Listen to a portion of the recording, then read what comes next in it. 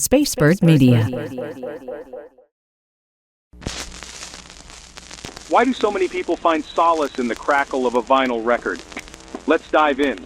This isn't just another vinyl podcast, it's a journey into the heart of recovery, through the universal language of music.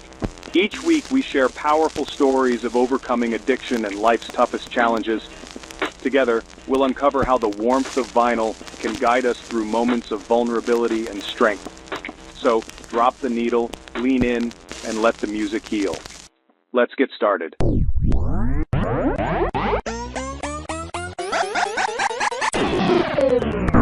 This is Records in Recovery.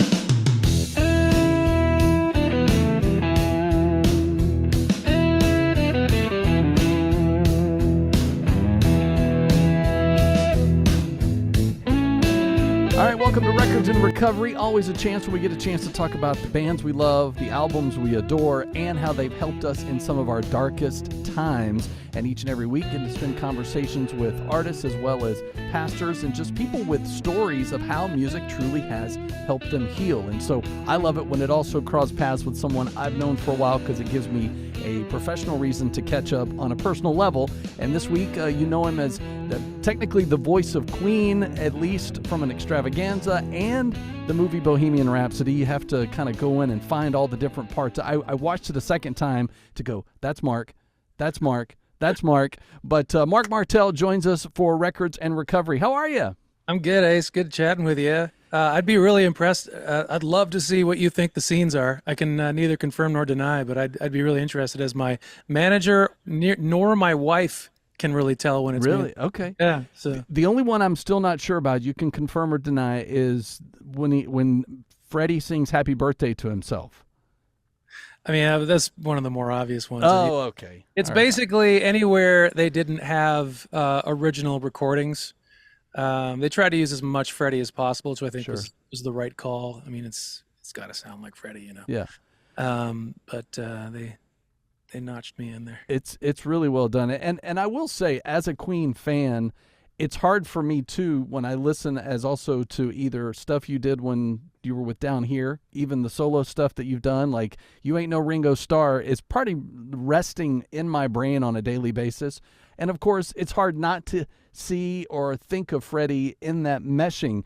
Do you miss doing solo stuff? Is it still just as much fun and enduring as it has been from the beginning? Yeah, you never grow up as a songwriter aspiring to sing someone else's music. So there's always that at the back of my mind. Sure. But that's sort of just bloomed into the main thing.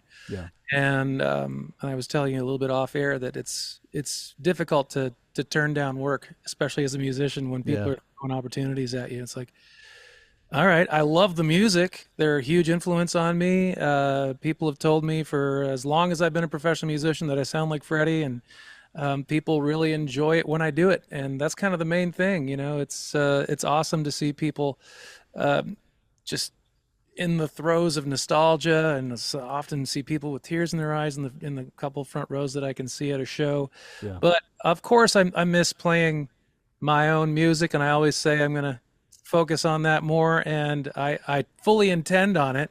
Sure. Christmas has really kept me sort of aimed in that direction. At least once a year, I'll do a couple Christmas songs and throw my own flavor on them. And I even released my first original tune, which is a Christmas song last year. Yeah. First original tune that I've released in quite a few years. So that felt good just to get something out there. But I often realize that there's always that whole thing of, why do most people, especially creators, make their best work in their 20s? Well, it's like, Right. You're hungry. And it always reminded me of that movie, Cinderella Man. He's like, what was that line? If you remember, an interviewer asks him why he came back to fighting. He's like, well, now I'm fighting for milk or something like that, like something really basic. And he was hungry to provide for his family. And so in my early 20s, I was hungry to make a name, to prove myself to the world. And I felt like I had something to offer and something to say, especially with my band Down Here. And there was also some built-in competition between me and Jason Germain, who was the other lead singer. Yeah. And we always fought to get, a fairly equal amount of our respective songs on the record, and then we'd kind of make them blend together with harmonies and stuff so that we'd have a cohesive sound. But yeah, I think the Queen thing's going to last quite a bit longer. Yeah. But who knows? Who knows how long? And I mean, in a day and age where people know, okay, there's no way to see the original lineup, of course. We miss Freddie every day. For those that grew up on his music, I've got a good friend of mine at work that, he learned to play guitar because of Queen, and most of, people can have some connection, whether it's to a song or to a full album. Let's go back to young Marc. What was that band that ignited you to even want to be a musician? The earliest musician that I encountered that made me go, oh man, wouldn't that be an amazing life to just tour the world playing your own songs? That was Keith Green. And a lot of people, like the newer generations of, not real, unless you have parents who are really big fans, they've never heard his name. And that's kind of sad. He died at the age of 28 in a tragic plane crash. And he was this fiery performer, songwriter, always trying to write the next song that would, express to the world what he was wrestling with as far as his faith goes. And he also was very prophetic and a lot of finger pointing at his music, which kind of rubbed a lot of people the wrong way. Yeah. He kind of softened up near the end of his career, but I remember reading his biography written by his widow. And I was like 16 when I read it, and I was already a fan of his music, but I didn't know much about his personal life, and that just ignited in me this fire that I don't think has ever gone out since. So he was really my first, but I was also into like top 40 music growing up. Like I was really into George Michael because I mean his voice is just second to none. Sure. Of course, Michael Jackson, and I didn't get into rock and roll until the 90s, really. It was kind of a late bloomer. Like the rock scene kind of felt musically intimidating to me. Like it had like this darkness to it that was mysterious to me. And as a good boy pastor's kid, I was like, oh, I don't want to touch that. Yeah. But my younger brother was super into rock, and I guess he was my foray into rock music. And I got into like Pearl Jam and in the 90s. In the 90s at least, I never got into Nirvana because there was kind of like there was a little bit too much darkness there that I couldn't relate to. But Pearl Jam had this innate positivity to it, even though I couldn't really understand what his songs were about. I don't know. I don't think it's an accident that those guys are still kicking today. Yeah. I had some friends that just saw him in Nashville. I don't know if you were there, and like Peter Frampton came out on stage. I was there. That was my first time seeing them, and they did not disappoint, man. I was in heaven. That's awesome. This is Records in Recovery, hanging out with Marc Martel. Marc, I wanted to know, so do you remember the first album that you bought with your own money? Was it also Keith? No. I'm so glad you asked me this question. Milli Vanilli. All right. Oh, yeah. First, I think it would have been a cassette tape, and I would take walks at night by myself in my neighborhood, just listening to "Blame It on the Rain" and "Girl, You Know It's True." Oh my gosh, it is a great record. I mean, absolutely, an amazing work of pop art. And by the time their whole controversy happened, I'd kind of worn the record out, and I don't remember being super sad about it, but it's obviously a very sad story. Yeah. But I was like in the late 80s, that was what I was into. It was like Milli Vanilli, New Kids on the Block, Vanilla Ice. I was very super top 40. Well, in your world of, crossing paths with artists and stuff, have you crossed paths with any of those that you looked up to at that age? I did a show with Robert Van Winkle a few years ago, Vanilla Ice himself. Yep. It was this private party for some branch of Microsoft, and they invited me in just to play like 45 minutes of Queen songs on my acoustic guitar. And Vanilla Ice was the special guest, and literally what he did when he arrived was hang out with everybody, taking photos. Super nice dude. And then he walked on stage and did Ice Ice Baby, but he didn't even bring a track. Someone just played the song, like the recording, and he rapped along to it. And then he went off and kept doing selfies and stuff. I was like, oh man, that guy's living the dream. Yeah. So yeah, I have met him. Who else have I met that was someone I mean, I remember the first time I met Jars of Clay. As you know, in the Christian industry, this just being so small, you're going to run into everyone. Yeah. And Jars of Clay was one of my biggest. It's one of their first record is one of my favorite albums of all time, and so I was weirdly nervous meeting them. And the only other time I felt nervous meeting someone I can remember is Amy Grant. She was great. I bowled with Amy. I'm a terrible bowler, by the way, but that was my the first, as a kid who grew up in a Christian home, listened to Petra Stryper, everything and anything I could get my hands on. The first time meeting Amy, we're bowling, and I'm like gutter ball. I'm like, Amy's in the lane next to me. It's just like so surreal. Yeah. Who would you say that is on your list of either someone you would want to work with or that you still would like to meet just because they've had that impact in your life? I honestly don't like meeting my heroes. It makes me feel very awkward. I have a hard time being normal around them, I've found, and so I've kind of just given up on the idea of like, oh, I want to hang out with Bono or something like that. I'm like, no, I think I just want to let Bono be at a distance, and I don't even know what I'd ask him. Like, sure, he's influenced me. I love his persona and his art and everything, but what else what are we going to talk about? Sure. Well, and that brings up something, because that's always my thing with like social media. Like, I love the bands that I love, but I don't need to know what you had for lunch. I don't need to see you hanging out in the terminal, to get on the plane because you're delayed 3 hours. Like, none of that. Like, give me the mystique. That's what I love about the bands that I grew up on. Right, absolutely. The mystique that is so kind of long gone at this point. There's only a few artists that have been able to sort of maintain that mystery, which I think is so important to art appreciation. You can't just divulge everything. And I know I'm kind of guilty of it. I'll go on a podcast and say whatever. I'm kind of an open book, But I do really respect artists, musicians, actors who don't spend their lives on social media, and you only see them when they're doing the thing that they're so good at, and it leaves you wanting more. Yeah. This is Records in Recovery, hanging out with Marc Martel. Marc, I would like to dive a little bit into your faith, some in not just, growing up, a preacher's kid and being in a Christian band in Canada and, and seeing that, take you to where you are. But what was that album or maybe that song that you heard at a time that you were at your lowest? I think just music in general. I don't, when I think of a song that, lifted me out of the gutter at my lowest, nothing honestly super comes to mind, and that's a kind of a boring answer, but I think it's been more of a constant friend to me, music. I was a very shy kid, weirdly, just painfully shy.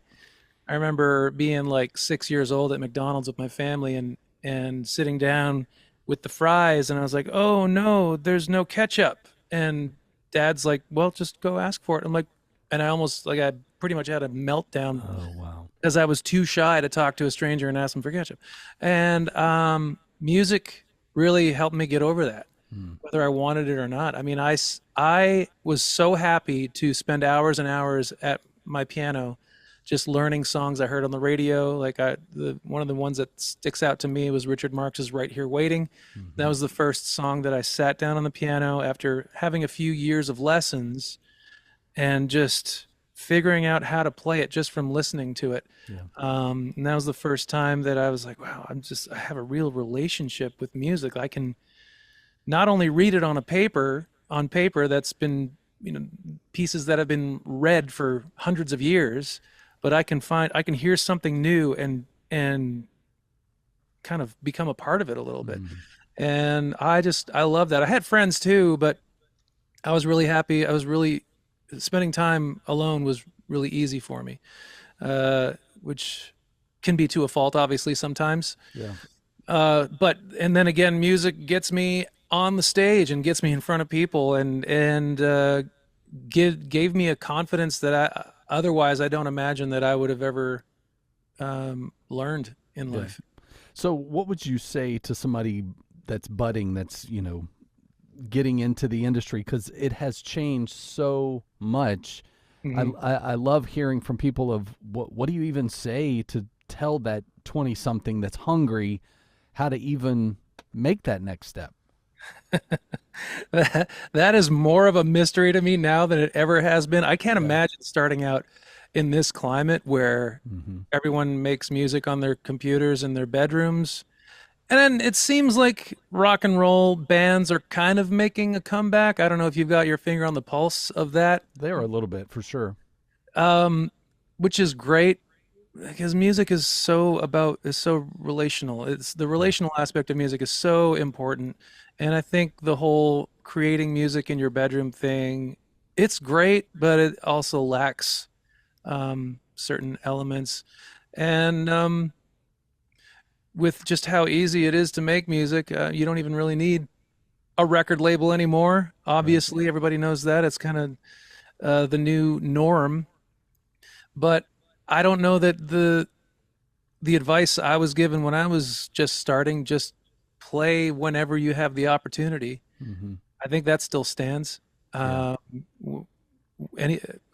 mantra we had as down here when we were starting out was any old stage. Anytime we got a chance to play our songs, anybody wanted to hear, and you're never too good for a stage. And we can't beggars can't be choosers. I guess that's what it comes down to. Yeah. Well, and I think I years of it, but I always equate it to Eddie Van Halen. He was like, "Hey, just keep playing, don't stop. It doesn't matter with who." Because the mindset is the more you play, the more opportunities for people to hear your music. And I always love the collaborative efforts. Even going to like some of the Christmas stuff you've done with Amy and Michael W. Smith, like the collaboration to me is the reason to make music, because you get better and then you grow something because everybody's bringing their own nuance of their own influences. And then it just births into something you never imagined. Which has been a really beautiful thing to see in music in general in the last decade plus, is just collaborations, definitely. And it's probably born out of the fact that there are less bands, but we want to connect more with other artists, and that's the way you do it. You collaborate, featuring so-and-so, and that's how we get around that, I guess. Yeah. But the other piece of advice I would give is make sure that you have, this is a really tough one, friends that are going to tell you when things are not so great. Because music is so easy to make these days, there's more people making it that probably don't have enough talent, and that's very awkward. People get very sensitive about their songs, their babies. I should know from experience, and it's hard to hear that something is not quite there or far from it, and am I going down the right path to begin with? Yeah. Hanging out with Marc Martel on this week's Records and Recovery. Marc, I would love to know, especially as you're listening to music in the midst of performing it, what are you really into right now? I wish I listened to more music. I think this is a pretty common thing with the older you get as a professional musician, probably the less music you listen to. I really admire people who still hunger to find new artists to listen to, even in their 40s. I get a lot of my new music through my wife, who's about 10 years younger than me, and one of my favorite current artists is Gregory Alan Isakov, and my wife and I have seen him like 3 times. Just saw him at the Nashville Symphony a couple months ago, and that was just absolutely mind-blowing. So singer-songwriter kind of stuff. Pop is always generational, so I don't really get into a lot of the new pop, honestly. Although there's one song actually by Chapel Roan that I'm considering doing a one take of on the piano. Well, and do you ever get a chance? I mean, you talk about going to a show. Is that something you get much time for when you are a performer? To see other bands? Go see shows? Yeah. Yeah, no, actually this year I've seen 3 shows, which is almost like an all-time record for me. I'm not a guy that goes to many shows. Pearl Jam, Gregory Allen. I got to see, I'm friends with the bass player from Metallica, so I got to go see them at Nice. At the bridge Nissan stadium just recently, and I was like, what is my life? I went to 2 concerts in the span of a week. Yeah. That was really a lot for me, because Famine or feast. really when your life is the road and playing shows, the last thing you want to do is do that same thing when you're home, unless it's an artist that's kind of a bucket list for you. I'd go see Radiohead. I've never seen them. But I always learn something, even if it's not a great show. I think I always learn something when I go see a live artist. But I sure am thankful for people who love supporting live music, obviously. Yeah. So what's been the highlight, as with all the Queen stuff that you've been given to do, especially interacting with the fans who you bring Freddie to life for them, especially for, like, even someone myself, I never got to see Queen. So seeing you perform in the extravaganza was fantastic, because I got to see those songs come to life. And as a drummer, that music was a huge influence on how I played and so forth.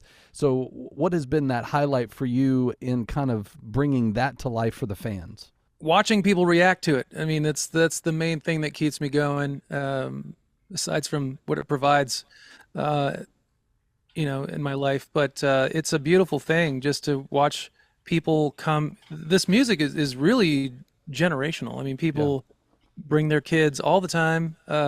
It's not uncommon to see 3 generations of a family at the show, which is pretty wild.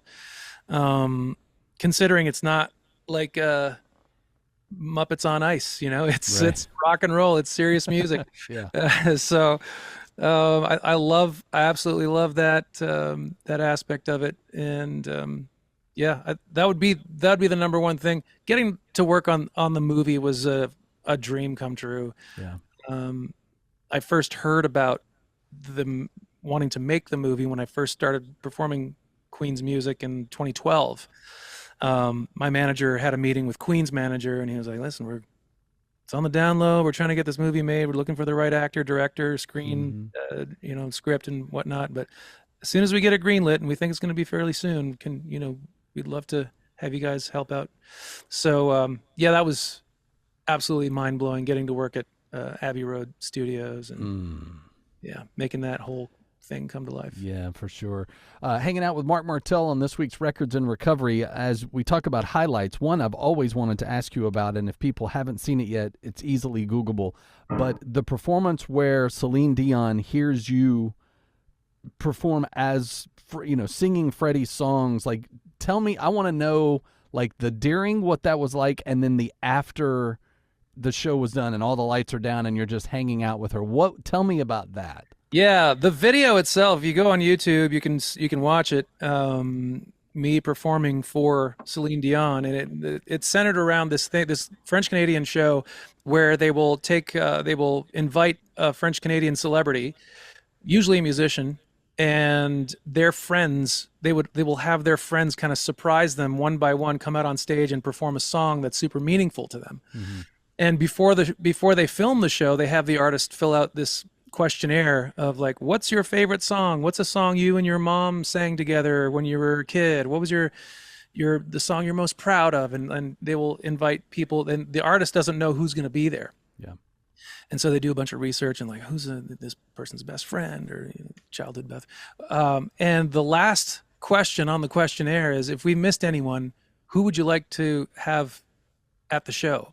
And she put down my name. Wow. I guess she had been watching my YouTube channel with her best friend who had introduced it to her, and so I got the phone call, and I told my wife, and she basically fainted.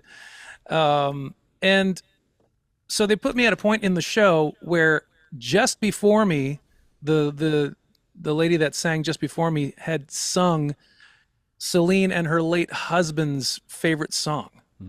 So Celine was a wreck. She was in tears and already emotional when I come out. So there's the context to her crying at hearing me sing, even though she was a fan of my singing. What a way to walk out. Yeah. Right. And so it's just like this, this joyful, boisterous gospel Queen song. and I'm totally flipping the mood on its head, and it was really fun. I'm smiling like an idiot throughout the whole thing, and like I have a hard time watching it. But No, it's afterwards, great. I got to meet her a little bit and chat, and she's super sweet and the life of the party, and it was a really, really memorable night. That's awesome. So I'm going to take some of those and turn around and ask you, what are songs that you sang with your mom? Anytime I go visit in Montreal, we'll usually have a sit down at the piano time and sing the old hymns that we sang in church. Okay.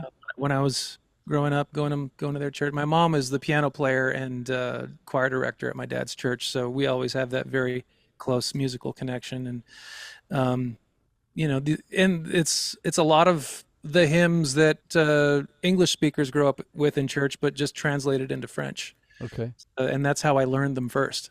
Oh, nice. So yeah, it's kind of weird to think of, but that was just normal for me. And then I had to, when I went off to Bible college when I was 19, I had to relearn all these songs in English, and then lead worship with them.